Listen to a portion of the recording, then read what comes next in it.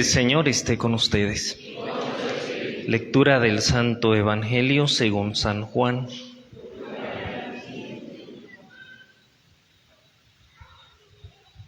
Al anochecer del día de la resurrección, estando cerradas las puertas de la casa donde se hallaban los discípulos, por miedo a los judíos, se presentó Jesús en medio de ellos y les dijo: «La paz esté con ustedes».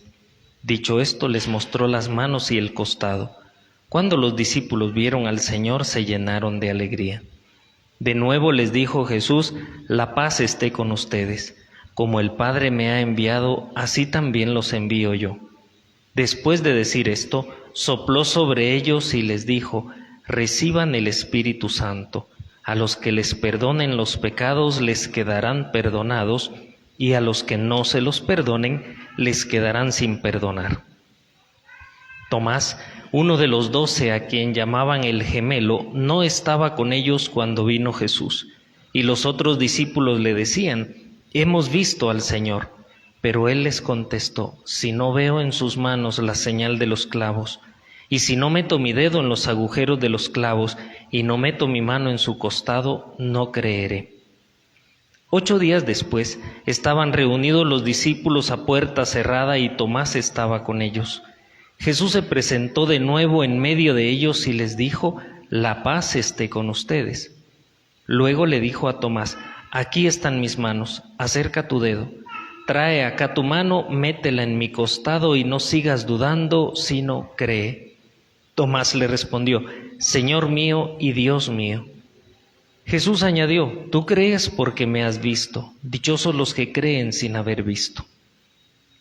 Otras muchas señales milagrosas hizo Jesús en presencia de sus discípulos, pero no están escritas en este libro. Se escribieron estas para que ustedes crean que Jesús es el Mesías, el Hijo de Dios, y para que, creyendo, tengan vida en su nombre. Palabra del Señor.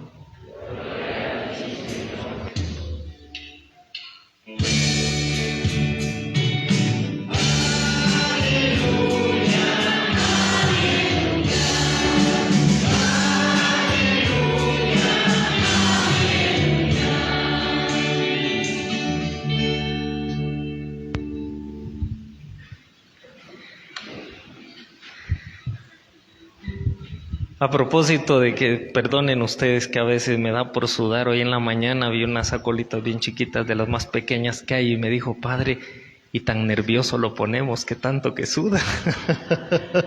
¿Verdad? Bueno, pues en fin, a ver, hoy celebramos el domingo que le llamamos de la Divina Misericordia, pero ¿misericordia de qué o por qué o para qué sirve la misericordia? ¿Qué es eso?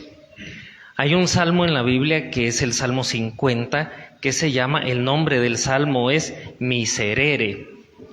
Y entonces, pues, miser tiene que ver con muchas cosas. Aquí en este caso es como ten piedad, ten misericordia. ¿Por qué? Porque el salmo se dice que lo escribió David después de que David se echó un pequeño clavito por ahí, y es que vio a la mujer del vecino bañándose, y pues ya cuando la vio echándose las toladas de agua, entonces como que volvió a ver así y dijo: «Bueno, vamos a ver». Y entonces, pues claro, mandó a traer la mujer del vecino y se quedó con ella. Pero como el vecino estaba vivo, entonces pues mandó al vecino a la guerra y se murió, lamentablemente, ¿verdad? Entonces pues David se quedó con la viuda, supuestamente. Y entonces, pues claro, a partir de esto, toda la historia dice que se vino una plaga sobre toda Jerusalén, que se murió el niño también que había nacido de esta mujer, porque la mujer quedó embarazada. Nada más porque la vio el rey, ¿verdad? Solo porque la vio se embarazó la chica. En fin, resulta que del arrepentimiento de David, entonces él escribe este salmo: «Dios mío, por tu inmensa bondad, borra mi culpa, lava del todo mi delito, límpiame de mi pecado». Y pues el arrepentimiento de David fue tan grande que escribió este salmo que se llama Miserere. Bueno, pues nace entonces de la petición de David para que Dios lo perdone. Pero en este caso diríamos es una petición de perdón un poquito interesada de parte del rey David, es decir, interesada porque, pues claro, el temor que produce saber que uno está en deudas con Dios es muy grande, y no crean ustedes que ese temorcito no le come a uno por dentro y no le da como cierta intranquilidad a uno cuando sabe que no está a tablas con nuestro Señor, cuando sabe que no está a cuentas con Dios. Entonces, pues David escribe este Salmo 50, miserere. La palabra miserere tiene mucho que ver con miserable, con miseria, con misericordia, porque todo tiene que ver con ponerse por el piso, caer por el piso, caer por tierra, caer echado por tierra, tirado por tierra. De hecho, por ejemplo, alguien que cae en la miseria, que no tiene ni dónde sentarse, pues se sienta en el piso. Entonces es un miserable porque no tiene ni dónde caer muerto. Es decir, es un miserable. Me cuenta mi mamá que ella cuando recién se había casado con mi papá, dice que no tenían nada y de repente apareció mi papá con 2 sillas de esas de pino, de esas que venden por ahí en el mercado, y esos fueron sus primeros muebles. Entonces dice que llegó el vecino y le dijo: puchica, ya compraron amueblado de sala, ¿verdad? Bueno, pues entonces la miseria es concretamente eso, el saber que uno no tiene nada, o el tener la sensación de que uno no tiene nada. La misericordia, ¿de dónde nace? Recordemos un poquito lo acontecido la semana pasada en la pasión del Señor. Recordarán ustedes que los discípulos, en el momento en el que tomaron preso a Jesús y lo llevaron al tribunal, los discípulos se fueron, se escondieron, cada uno agarró por su lado y todos se perdieron, hasta un famoso que le dijeron: usted señor, disculpe, usted andaba con él, ¿verdad? Y dijo: yo nada que ver con este señor, yo ni lo conozco. Y entonces, pues todos se fueron, todos negaron a Jesús y todos abandonaron, diríamos, el chance donde Jesús lo había puesto. Pregunta: ¿qué hace uno con un trabajador que le falla de esa manera? Si un trabajador falta así gravemente a sus obligaciones, ¿qué hace uno? Es decir, porque en este caso estamos hablando de un abandono del chance. Se fueron, se escondieron. ¿Qué hace uno con un trabajador que le falló? Mucho gusto, que le vaya bien, adiós, y ni por la silla volvió, dicen. Bueno, pues claro, uno puede cortar el trabajador.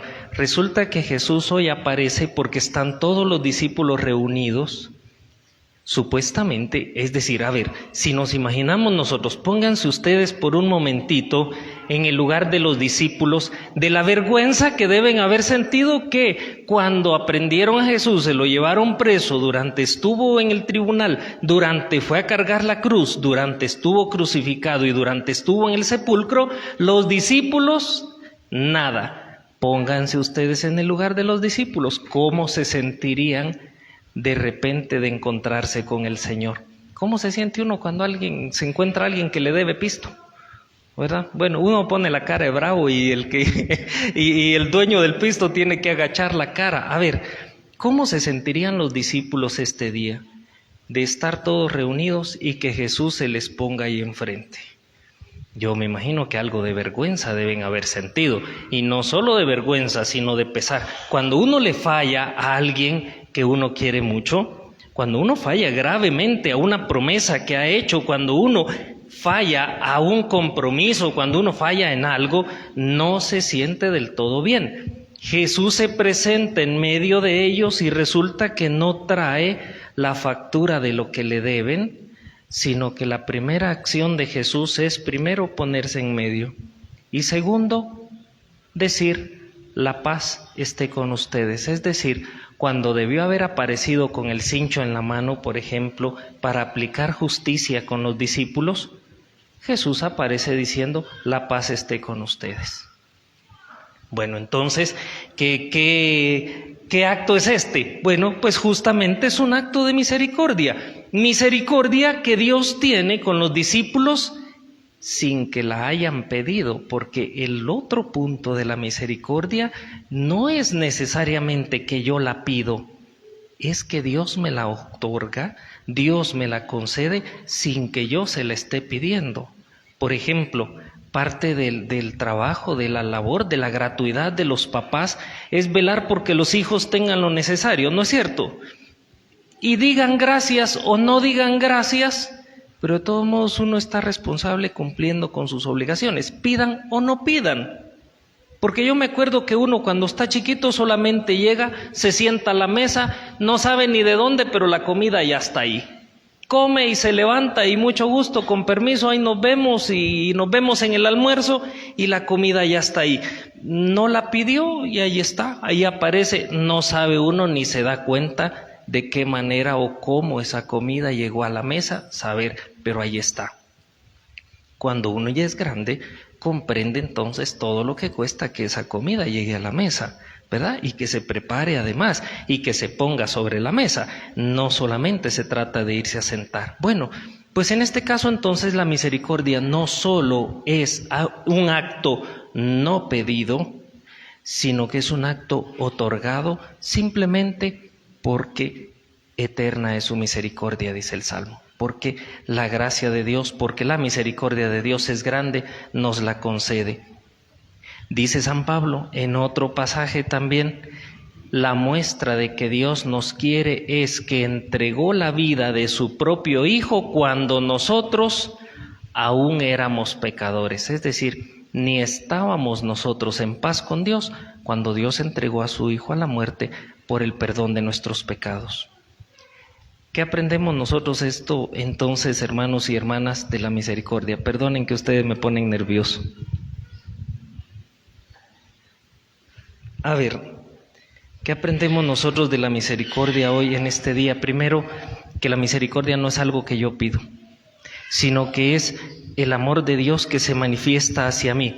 ¿Pero de qué manera? De la siguiente manera. Resulta que cuando uno está pequeño, que comienza la etapa que le llaman de industriosidad, uno tiene el deseo de hacer algo. Los niños desde pequeños, 3, 4 años, ya quieren hacer algo y quieren parecerse a sus papás, las niñas también, y comienzan a realizar ciertas tareas del hogar, bañan muñecas, planchan sus vestidos, las peinan y todo lo demás. Los niños manejan carro y todo lo demás. Muy bien, sí, pero ¿qué hacen cuando no alcanzan algo que está en lo alto? Pues nosotros o recogemos al niño y lo levantamos para que alcance, o le alcanzamos lo que estaba en alto para que lo tenga a la altura de donde el niño está. La misericordia nosotros ni la alcanzamos, ni la debemos, ni la podríamos pagar tampoco, definitivamente no, sino que por eso el término misericor, porque Dios pone el corazón a la altura de donde yo lo pueda alcanzar. Por eso se llama misericordia. ¿Por qué? Porque Dios no se pone, nosotros diríamos de alguna manera, lo contrario de esto sería altanero. ¿Y quién es el altanero? El que se cree que está por encima de todos y que nadie lo alcance y nadie lo puede tocar. Pues no es Dios un altanero, es un Dios misericordioso, es decir, se pone a la altura de donde podamos nosotros alcanzarlo. ¿Qué le vamos a pedir al Señor este domingo, hermanos y hermanas? Pues que a nosotros nos toca aprender a ser misericordiosos también, porque de lo contrario, si no somos misericordiosos, entonces somos altaneros. Y ser altanero hoy es peligroso, hoy día es muy peligroso. Y vean ustedes, las ocasiones de comportarse uno altanero son un montón, son un montón. Un día por allá abajo en el semáforo de la municipalidad, me paró el semáforo y me puse ahí en línea supuestamente con la calle, y se me puso otro carro aquí. Yo dije, este me va a rebasar en cuanto el semáforo se ponga verde. Y justo. Entonces yo arranqué y el otro arrancó y se me metió así enfrente. Miren ustedes, una etapa tan difícil en ese momentito, pero eso siempre a uno le pasa. Es decir, siempre estamos compitiendo con los demás, siempre queremos ir más rápido que los demás, siempre queremos estar al frente de los demás, siempre queremos ponernos a los pies a los demás. Es decir, nos estamos comportando de un modo altanero y vivimos en una sociedad en la cual somos altaneros. ¿Y qué? y que, por ejemplo, no puede uno vivir en paz con el vecino. ¿Por qué? Porque si éste hace bulla, más bulla le hago yo. Es decir, nos estamos comportando de un modo que no conviene y que no es un modo cristiano. Entonces, ¿qué le pedimos este día al Señor? Que nos conceda ser misericordiosos, es decir, que nos bajemos un poquito del palo de donde estamos para que podamos estar a la altura de los demás, para comprender a los demás. ¿De qué modo? Del modo como Dios se pone a la altura para que nosotros lo alcancemos. Voy a pedirles que se pongan de pie, por favor.